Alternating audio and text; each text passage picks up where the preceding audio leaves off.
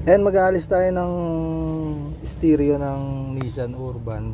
Ayan, tuturo ko sa inyo kung paano mag-alis ng car stereo nya.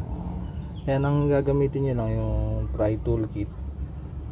Ayan, tsaka Phillips screw. Ayan, gaganunin nyo lang dito ng pry toolkit sa taas. Ayan, para umangat siya. Tapos pag naalis nyo na to, itong pinaka frame nya, yan, angat yung ganun, tapos yan, maalis na.